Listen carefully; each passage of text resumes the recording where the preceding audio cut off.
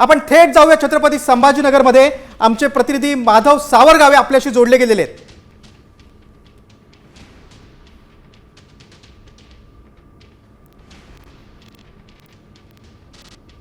माधव, आपण बघतो की अगदी अव्वाच्या सव्वा औषधांच्या किमतीतून मेडिकल स्टोर लुटीचे अड्डे बनतायत, सर्वसामान्यांची लूट सुरू आहे।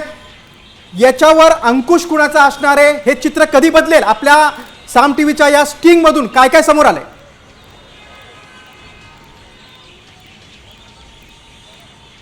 त्यामुळेच गिरीश, सर्वसामान्य रुग्ण आणि रुग्णांचे नातेवाईक सरकारकडे आग्रहाची विनंती करतायत की या सगळ्या मनमानीवर चाप लावण्यासाठी कोणतं तरी धोरण आखा।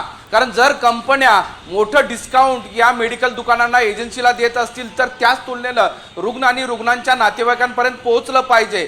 जर एक गोळी 100 रुपयाला जर किंमत MRP असेल आणि ती दुकानदारांना मेडिकलला जर 10-20 रुपयाला मिळत असेल तर त्याच तुलनेनं ती फार फार तर 25-30 रुपयाला रुग्णांपर्यंत मिळाली पाहिजे अशी मागणी आहे। आणि तेच आज मी या संपूर्ण छत्रपती संभाजीनगर शहरातल्या वेगळ्या मेडिकलवर मोठमोठ्या हॉस्पिटलच्या ठिकाणी जाऊन आलो। काही ठिकाणी आम्ही डिस्काउंट देणारच नाही सांगितलं, काही ठिकाणी डिस्काउंट देतो, पण ती तुलना अत्यंत 10-20-30-25% फार फार तर 30% आग्रह खूप केल्यानंतर 40% त्यामुळं जसं कंबरड रुग्णांचं आणि रुग्णांच्या नातेवाईकाचं मोडलेलं आहे, पुढच्या काळात ते होऊ नये यासाठी सरकारने खबरदारी घ्यावी अशी एक विनंती या सगळ्या रुग्ण आणि रुग्णांच्या नातेवाईकांनी केली। आणि त्यामुळं साम टीव्हीचा हा आवाज सरकारपर्यंत पोहोचवा यासाठी हे स्टिंग केलं होतं आणि त्याला प्रतिसाद सुद्धा या शहरातल्या अनेक लोकांनी दिलेला आहे। आणि त्यामुळे बघूयात की आता नक्कीच माधव, ऑपरेशन साम टीव्हीच्या या ऑपरेशन औषध बाजारानंतर आता राज्य सरकार काय कडक पावलं उचलणार आहे ते बघणं खूप महत्त्वाचं आहे।